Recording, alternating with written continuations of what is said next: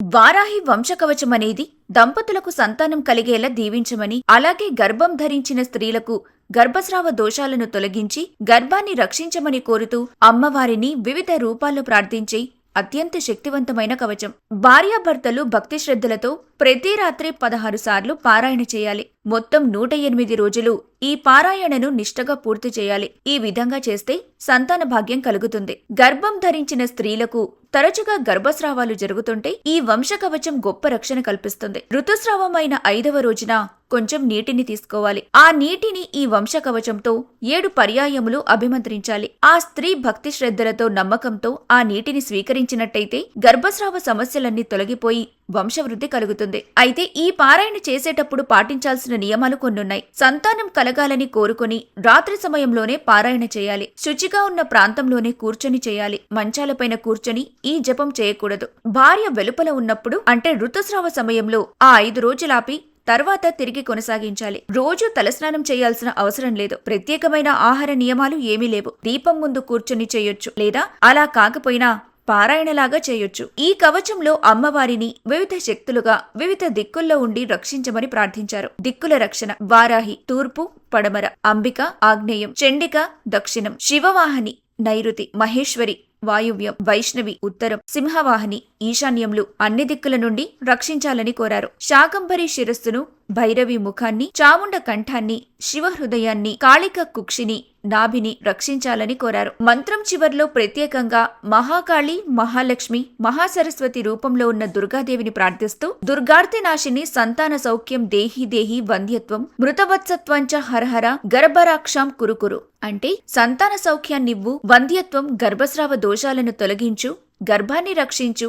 అని శక్తివంతంగా వేడుకోవడం. ఈ వంశకవచాన్ని పఠించడం ద్వారా అమ్మవారి సంపూర్ణ అనుగ్రహం, సకల బాధల నుండి రక్షణ మరియు సంతాన భాగ్యం కలుగుతాయి. వారాహి వంశకవచం అనేది దంపతులకు సంతానం కలిగేలా దీవించమని, అలాగే గర్భం ధరించిన స్త్రీలకు గర్భస్రావ దోషాలను తొలగించి గర్భాన్ని రక్షించమని కోరుతూ అమ్మవారిని వివిధ రూపాల్లో ప్రార్థించి అత్యంత శక్తివంతమైన కవచం.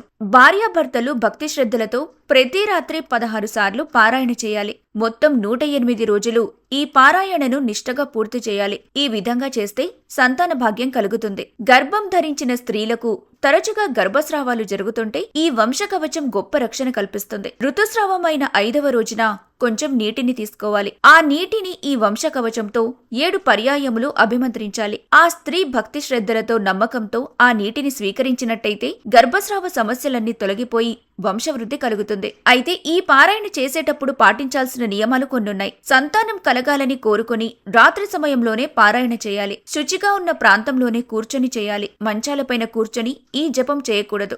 భార్య వెలుపల ఉన్నప్పుడు అంటే ఋతుస్రావ సమయంలో ఆ 5 రోజులాపి తర్వాత తిరిగి కొనసాగించాలి. రోజు తలస్నానం చేయాల్సిన అవసరం లేదు. ప్రత్యేకమైన ఆహార నియమాలు ఏమీ లేవు. దీపం ముందు కూర్చొని చేయొచ్చు, లేదా అలా కాకపోయినా పారాయణలాగా చేయొచ్చు. ఈ కవచంలో అమ్మవారిని వివిధ శక్తులుగా వివిధ దిక్కుల్లో ఉండి రక్షించమని ప్రార్థించారు. దిక్కుల రక్షణ: వారాహి తూర్పు, పడమర, అంబిక ఆగ్నేయం, చండిక దక్షిణం, శివవాహని నైరుతి, మహేశ్వరి వాయువ్యం, వైష్ణవి ఉత్తరం, సింహవాహిని ఈశాన్యంలు అన్ని దిక్కుల నుండి రక్షించాలని కోరారు. శాకంభరి శిరస్సును, భైరవి ముఖాన్ని, చాముండ కంఠాన్ని, శివ హృదయాన్ని, కాళిక కుక్షిని, నాభిని రక్షించాలని కోరారు. మంత్రం చివర్లో ప్రత్యేకంగా మహాకాళి, మహాలక్ష్మి, మహాసరస్వతి రూపంలో ఉన్న దుర్గాదేవిని ప్రార్థిస్తూ దుర్గార్తి నాశిని సంతాన సౌఖ్యం దేహి దేహి వంద్యత్వం మృతవత్సత్వంచ హరహర గర్భరాక్షాం కురుకురు అంటే సంతాన సౌఖ్యాన్నివ్వు, వంద్యత్వం గర్భస్రావ దోషాలను తొలగించు, గర్భాన్ని రక్షించు